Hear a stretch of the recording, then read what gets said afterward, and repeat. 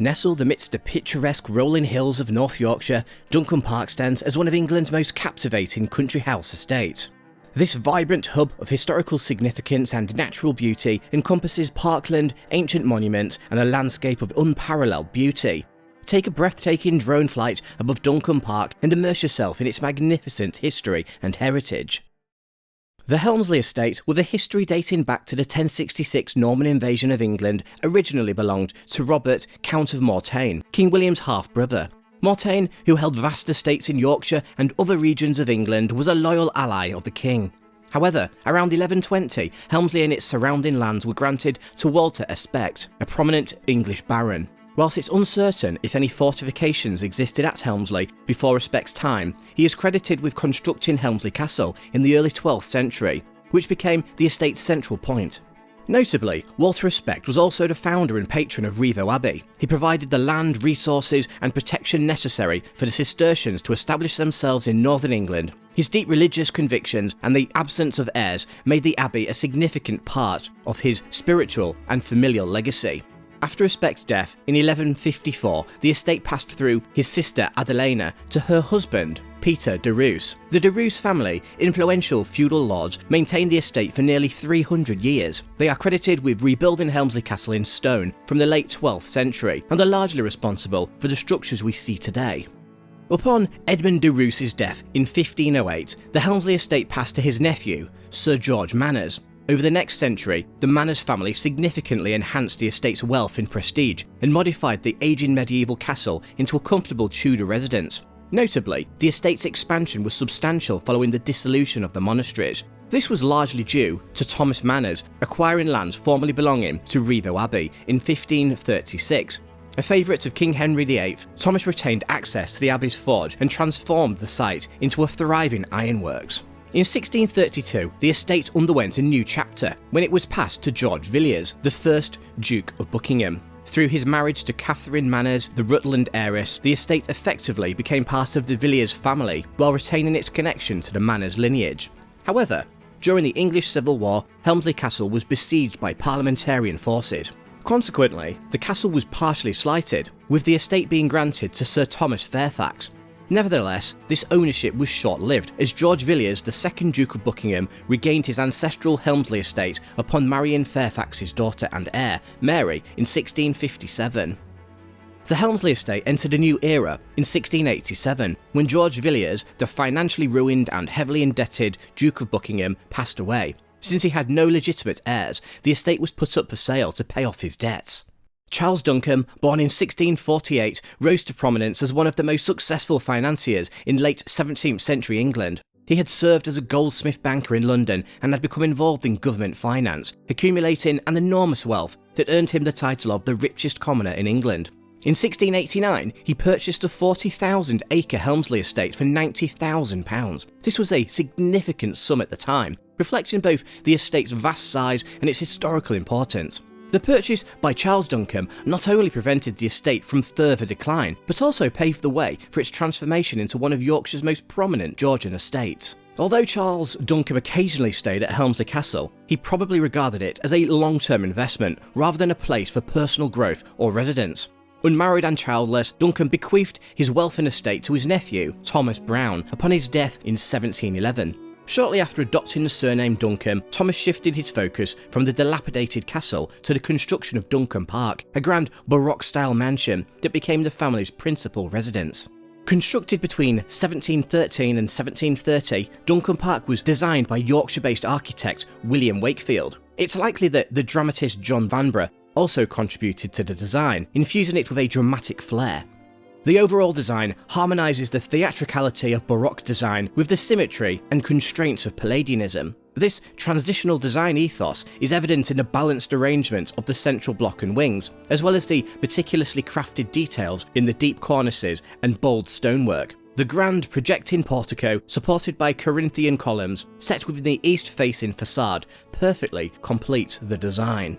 Thomas, not satisfied with merely constructing a grand house to display his wealth and status, was equally passionate about developing his grounds. He hired Charles Bridgeman, a renowned architect of the era, to create a spectacular landscape that would harmonise with the Baroque grandeur of the house. Bridgman's designs feature geometric flower beds, symmetrical avenues and winding terraces designed to offer sweeping views over the River Rye Valley. Bridgman also introduced the first ever ha-ha at Duncombe Park, which has been called a landmark in the development of the English natural style. Two of the park's most striking features are its classical temples, both of which were completed in around 1730. The smaller Ionic temple, attributed to John Vanbrugh, serves as a garden folly and provides breathtaking views over the valley.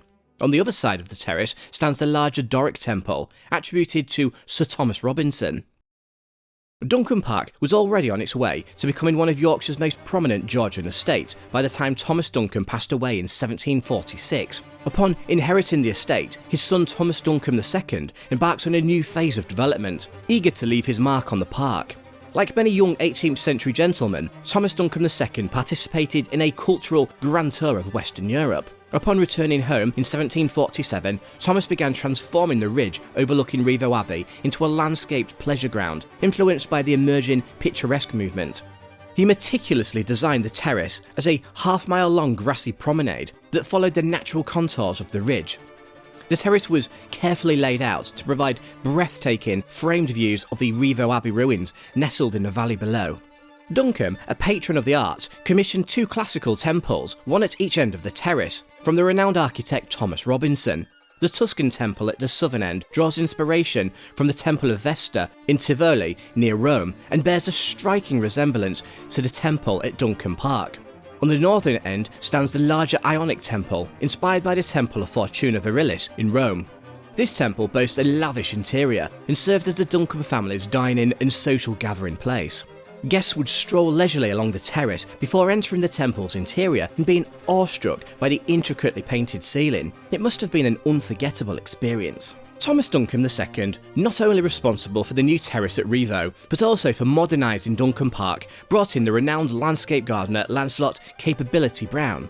Brown gradually redesigned the grounds, transforming the formal gardens into a more naturalistic landscape. He softened the structured, formal designs of Charles Bridgman, replacing them with sweeping lawns, clumps of trees and serpentine paths. Charles Duncombe II, upon his passing in 1829, was succeeded by his son Charles Duncombe. Charles was elevated to the peerage as Baron Feversham of Duncombe Park. However, his son William Duncombe further propelled the family's advancement by being created Earl of Feversham in 1868, a testament to their continued rise in the aristocratic ranks. Under the leadership of Charles and William, Duncombe Park underwent Victorian modernisations carried out by the renowned architect Sir John Barry. This included the addition of two new pavilions. By the late 1800s, the Duncombe family, like many landed estates, grappled with financial pressures. Changes in agriculture, rising taxation, and the costs of maintaining extensive properties took a toll. However, their troubles were far from over. In 1879, a devastating fire engulfed the house, largely destroying its interiors and many priceless treasures. Architect William Young meticulously rebuilt the house, largely adhering to the original plans. However, this project faced a significant delay until around 1895 due to the sudden death of the Feversham heir. Consequently, the estate passed into the hands of the first Earl's 2-year-old grandson, who tragically lost his life at the Battle of the Somme in 1916. By this time, the estate was in a state of decline, and this decline in fortunes led to the Duncombe family's decision to vacate their ancestral seat. With both Helmsley Castle and Rievaulx Abbey being designated as scheduled ancient monuments around 1920, the state took them under its guardianship. Shortly after, the house was leased to a girls' boarding school, which occupied the site from 1925.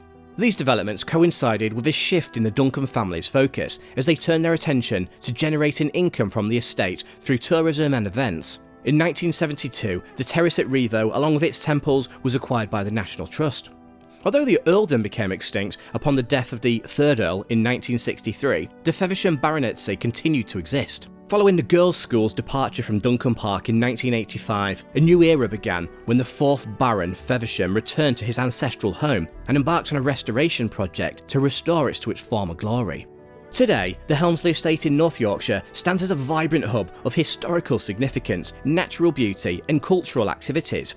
Spanning approximately 12,000 acres, the estate encompasses woodlands, parklands and mixed farming areas. At its heart lies Duncombe Park, spanning around 450 acres and boasting the National Centre of Birds of Prey. Remarkably, the house continues to serve as the Duncombe family seat and is still occupied by them to this day. Whilst not typically open to visitors, the house occasionally hosts events such as weddings and corporate gatherings. The grounds, gardens and parklands are accessible throughout the year and are simply breathtaking.